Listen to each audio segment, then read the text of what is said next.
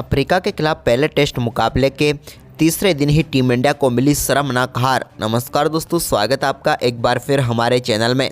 दोस्तों, भारत और south Africa के बीच तीसरे दिन का खेल खेला गया पहले टेस्ट मुकाबले का, जहां पर टीम इंडिया को बेहद ही शर्मनाक हार का सामना करना पड़ा। तो दोस्तों, हम आपको इस मुकाबले के तीसरे दिन का पूरा हाईलाइट इस वीडियो में बताएंगे, लेकिन दोस्तों उससे पहले आप भी टीम इंडिया की इस बेहद ही शर्मनाक हार के बाद भी टीम इंडिया को सपोर्ट कर रहे हैं और चाहते हैं कि भारतीय टीम अगले मुकाबले में शानदार वापसी करे, तो इस वीडियो को लाइक जरूर कर दें और साथ ही साथ अभी तक चैनल को सब्सक्राइब नहीं किया तो चैनल को सब्सक्राइब करके बेल आइकन जरूर दबा लें। तो चलिए दोस्तों, जानते हैं इस बेहद ही शानदार मुकाबले के तीसरे दिन का पूरा हाईलाइट शुरुआत से ही।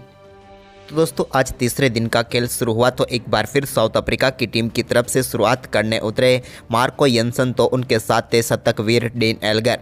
दोनों बल्लेबाजों ने एक बार फिर संभल कर शुरुआत की। हालांकि शुरुआती 30 मिनट में भारतीय गेंदबाज इन बल्लेबाजों के ऊपर हावी जरूर रहे थे, लेकिन इसके बाद यहां पर शानदार बल्लेबाजी करते हुए मार्को यंसन ने 73वें ओवर की चौथी गेंद पर एक शानदार चौका मिड विकेट की तरफ लगाया। तो वहीं पर इसी ओवर की 5वीं गेंद पर भी उनके बल्ले से एक और शानदार चौका निकला और बैक टू बैक 2 चौके प्रसिद्ध कृष्णा के लगाकर सारा प्रेशर को उन्होंने रिलीज कर दिया। इसके बाद दोस्तों 75वें ओवर की दूसरी गेंद पर डीन एल्गर के बल्ले से भी एक कमाल का चौका देखने को मिला और इसी के साथ शानदार बल्लेबाजी करते हुए उन्होंने अपने 150 रन भी पूरे कर लिए। कमाल की बल्लेबाजी रही डीन एल्गर की, लेकिन दोस्तों 150 रन बनाने के बाद भी उनका बल्ला चलता रहा और उनके बल्ले से एक और शानदार चौका यहां पर कट शॉट के जरिए देखने को मिला, जहां पर भाग्यशाली जरूर रहे एल्गर, लेकिन उन्हें एक और शानदार चौका मिला। इसके बाद दोस्तों शानदार बल्लेबाजी करते हुए मार्को यंसन ने भी कमाल का शॉट खेला और गेंद को एक बार फिर बाउंड्री लाइन के पार भेजा और शार्दुल ठाकुर की गेंद पर शानदार चौका उन्होंने भी जड़ दिया। तो वहीं पर इसके बाद दोस्तों एल्गर और दोनों बल्लेबाजों के बीच शानदार 50 रनों की पार्टनरशिप भी पूरी हो गई और भारतीय टीम पहले घंटे में कोई भी सफलता प्राप्त नहीं कर पाई। वहीं पर इसके बाद डीन एल्गर के बल्ले से एक और शानदार चौका शार्दुल ठाकुर की गेंद पर देखने को मिला, जहां पर उन्होंने कमाल का शॉट खेलते हुए कवर ड्राइव के जरिए चौका जड़ दिया। तो इसके बाद दोस्तों 28वें ओवर की आखिरी गेंद पर मोहम्मद सिराज की गेंद पर लगाए एक शानदार चौके के साथ मार्को यंसन ने भी कमाल का परफॉर्मेंस करते हुए अपना शानदार अर्धशतक पूरा कर लिया। ये उनके लिए एक बड़ी उपलब्धि थी इस मुकाबले में। तो वहीं पर इसके दोस्तों एल्गर ने एक बार फिर शानदार बल्लेबाजी करते हुए 89वें ओवर की पहली गेंद पर एक शानदार चौका शार्दुल ठाकुर की गेंद पर जड़ दिया। तो वहीं पर इसके बाद 90वें ओवर की दूसरी गेंद पर भी रविचंद्रन अश्विन की गेंद को मार्को यंसन ने शानदार तरीके से ड्राइव किया और एक्स्ट्रा कवर की तरफ एक और शानदार चौका जड़ दिया। इस चौके के साथ ही दोनों बल्लेबाजों के बीच शानदार 169 गेंदों पर 100 रनों की पार्टनरशिप पूरी हो गई। इसके बाद दोस्तों यहां पर शानदार तरीके से 93वें ओवर की चौथी गेंद पर एल्गर ने एक और शानदार चौका लगाया यहां पर शार्दुल ठाकुर की गेंद पर। यह भी एक कमाल का शॉट था, लेकिन इसके बाद 95वें ओवर की 5वीं गेंद पर टीम इंडिया को आज के दिन की पहली सफलता मिली, जब एल्गर के ग्लव्स पर लगकर गेंद सीधे विकेट कीपर केएल राहुल के हाथों पर चली गई और भारतीय टीम को शार्दुल ठाकुर ने सफलता दिला दी। कमाल की बल्लेबाजी करते हुए 287 गेंदों का सामना करने के बाद 185 रनों की दमदार पारी खेलकर पेविलियन लौटे डीन एल्गर।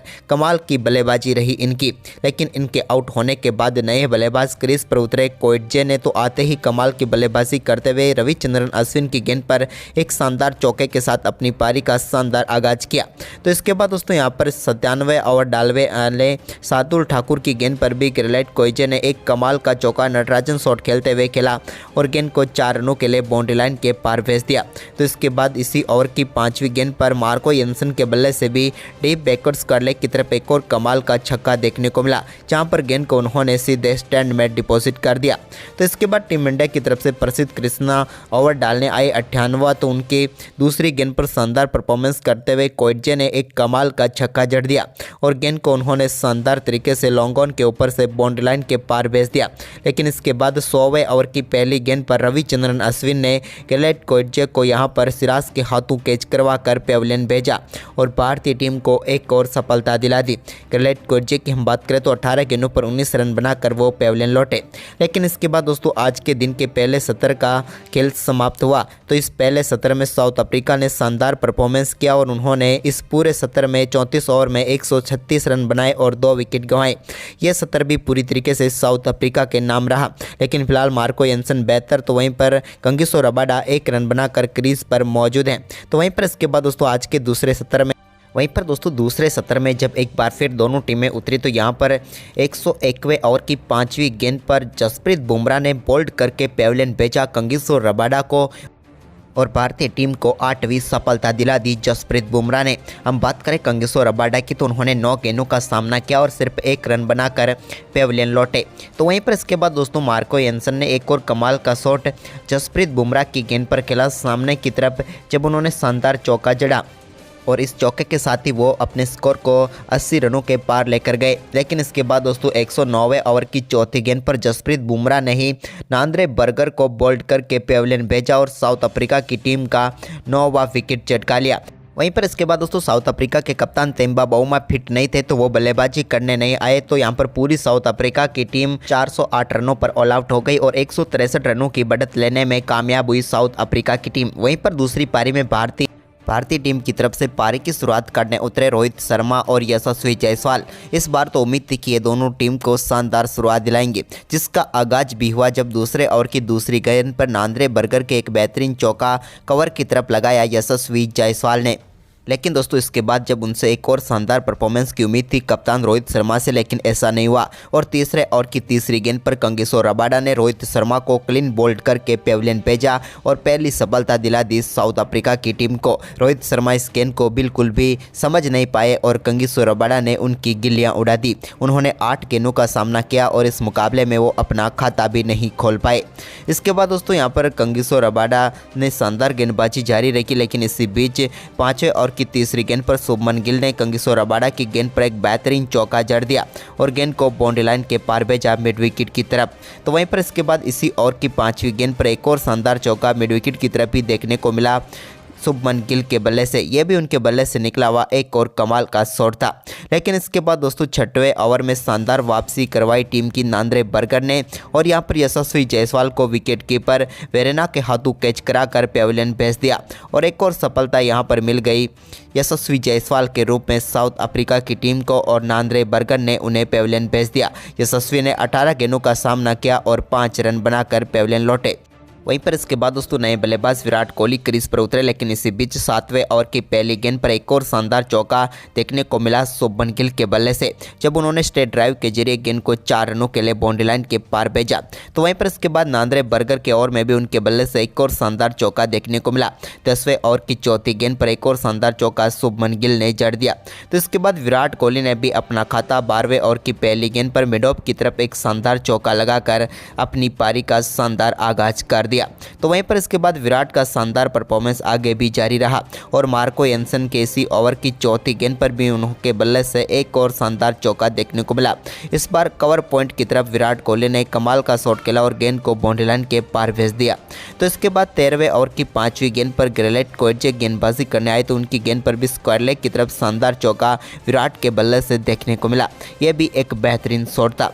लेकिन इसके बाद दोस्तों शुभमन गिल बेहतरीन परफॉर्मेंस कर रहे थे और उनका शानदार परफॉर्मेंस जारी था। लेकिन इसी बीच 14वें ओवर की आखिरी गेंद पर मार्को एंसन ने उनको एक यॉर्कर गेंद पर बोल्ड करके पेविलियन भेजा और एक और सफलता यहां पर दिला दी साउथ अफ्रीका की टीम को। हम बात करें शुभमन गिल की तो 37 गेंदों पर 26 रन बनाकर वो पेविलियन लौटे। तो इसके बाद दोस्तों यहां पर 15वें ओवर की 5वीं गेंद पर ग्रेलेट कोएजे की गेंद पर विराट कोहली ने एक और कमाल का शॉट खेला ड्राइव के जरिए और इस बार उन्होंने गेंद को बाउंड्री लाइन के पार भेज दिया और एक और चौका इनके ओवर में जड़ दिया। तो वहीं पर इसके बाद 16वें ओवर की तीसरी गेंद पर भी मार्को एंसन की गेंद पर शानदार बल्लेबाजी करते हुए श्रेयस अय्यर ने एक फ्लिक शॉट के जरिए डीप स्क्वायर लेग की तरफ एक और शानदार चौका जड़ दिया। ये भी कमाल का शॉट था। लेकिन इसी के साथ चाईकाल का ऐलान भी हो गया और भारतीय टीम ने 16 ओवर में 62 रन बना लिए 3 विकेट के नुकसान पर। लेकिन भारतीय टीम अभी तक इस टेस्ट मुकाबले में एक भी 70 को अपने नाम नहीं कर पाई और तीसरे दिन के चाय के ब्रेक के समय तक भारतीय टीम 101 रन पीछे थी अभी भी। और लेकिन भारत के लिए कोहली और अय्यर क्रीज पर जरूर मौजूद थे। तो वहीं पर दोस्तों चाईकाल के बाद श्रेयस अय्यर और विराट कोहली एक बार फिर क्रीज पर उतरे। लेकिन दोस्तों यहां पर एक शानदार चौके के साथ बेहतरीन आगाज किया विराट कोहली ने और बेहतरीन चौका उनके बल्ले से देखने को मिला बिहाइंड द स्क्वायर। लेकिन इसके बाद दोस्तों भारतीय टीम को एक और करारा झटका दिया 18वें ओवर की 5वीं गेंद पर मार्को एंसन ने, जहां पर उन्होंने श्रेयस अय्यर को बोल्ड करके पेविलियन भेज दिया और एक और सफलता साउथ अफ्रीका की टीम की झोली में डाल दी। हम बात करें श्रेयस अय्यर की तो उन्होंने 12 गेंदों का सामना किया और सिर्फ 6 रन बनाकर वो पेविलियन लौटे। इसके बाद दोस्तों यहाँ पर विराट कोहली के बल्ले से एक कमाल का छक्का 19वें ओवर की तीसरी गेंद पर देखने को मिला, जब उन्होंने बैकहैंड से शानदार गेंद को स्क्वायर के ऊपर से 6 रनों के लिए बाउंड्री लाइन के पार भेज दिया। तो इसके बाद दोस्तों 20वें ओवर की 5वीं गेंद पर भी एक कमाल का चौका केएल राहुल के बल्ले से भी देखने को मिला, जहां पर उन्होंने शानदार तरीके से कवर पॉइंट की तरफ गेंद को 4 रनों के लिए बाउंड्री लाइन के पार भेज दिया। तो वहीं पर इसके बाद दोस्तों 21वें ओवर की पहली गेंद पर भी एक बार फिर शानदार परफॉर्मेंस करते हुए विराट कोहली ने कोरजे की गेंद को मिड विकेट बाउंड्री लाइन के पार भेज दिया और एक और शानदार चौका उनके बल्ले से देखने को मिला। तो वहीं पर इसी ओवर की आखिरी गेंद पर भी उनके बल्ले से एक और शानदार शॉट देखने को मिला और इस बार उन्होंने एक फ्लिक शॉट के जरिए बिहाइंड द स्क्वायर गेंद को 4 रनों के लिए बाउंड्री लाइन के पार भेज दिया। लेकिन इसके बाद दोस्तों 26वें ओवर की 5वीं गेंद पर नांद्रे बर्गर ने केएल राहुल को एडन मार्करम के हाथों कैच करवाकर पेविलियन भेज दिया और भारतीय टीम को एक और करारा झटका लगा। इस मुकाबले की इस पारी में केएल राहुल 24 गेंदों पर 4 रन बनाकर पेविलियन लौटे। तो इसकी अगली ही गेंद पर नांद्रे बर्गर ने रविचंद्रन अश्विन को भी बेंडिंगम के हाथों कैच कराकर पेविलियन भेजा और एक और करारा झटका भारतीय टीम को लगा। रविचंद्रन अश्विन से उम्मीद थी, लेकिन वो पहली ही गेंद पर अपना कैच बेंडिंगम को थमा बैठे और इस मुकाबले में गोल्डन डक पर आउट हुए। तो वहीं पर इसके बाद दोस्तों विराट कोहली ने शानदार परफॉर्मेंस करते हुए 28वें ओवर की तीसरी गेंद पर एक कमाल का चौका मिडॉन की तरफ लगाया और इस चौके के साथ ही उन्होंने शानदार बल्लेबाजी करते हुए अपना बेहतरीन अर्धशतक पूरा कर लिया। कमाल की बल्लेबाजी रही विराट की। वहीं पर इसके बाद दोस्तों शार्दुल ठाकुर अच्छी बल्लेबाजी जरूर कर सकते थे, लेकिन 29वें ओवर की तीसरी गेंद पर कंगिसो रबाडा ने उन्हें भी बेंडिंगम के हाथों ही कैच कराकर पेविलियन भेजा। शार्दुल ठाकुर ने 8 गेंदों का सामना किया और सिर्फ 2 रन बनाकर पेविलियन लौटे। इसी बीच 30वें ओवर की तीसरी गेंद पर नांद्रे बर्गर के एक कमाल का चौका विराट कोहली के बल्ले से देखने को मिला, जहां पर उन्होंने पुल शॉट खेलते हुए गेंद को 4 रनों के लिए भेजा। लेकिन इसके बाद दोस्तों 31वें ओवर की दूसरी गेंद पर विराट कोहली 2 रन लेना चाहते थे, लेकिन यहां पर उनसे गलती हुई और जसप्रीत बुमराह के रूप में भारतीय टीम ने रनआउट के रूप में एक और विकेट गंवाया। जसप्रीत बुमराह अच्छी साथ दे सकते थे विराट कोहली का, लेकिन वो रनआउट होकर पेविलियन लौटे और 5 गेंदों पर 0 पर ही वो चलते बने। इसके बाद दोस्तों 31वें ओवर की 5वीं गेंद पर कंगिसो रबाडा की गेंद पर एक और शानदार चौका विराट कोहली के बल्ले से देखने को मिला।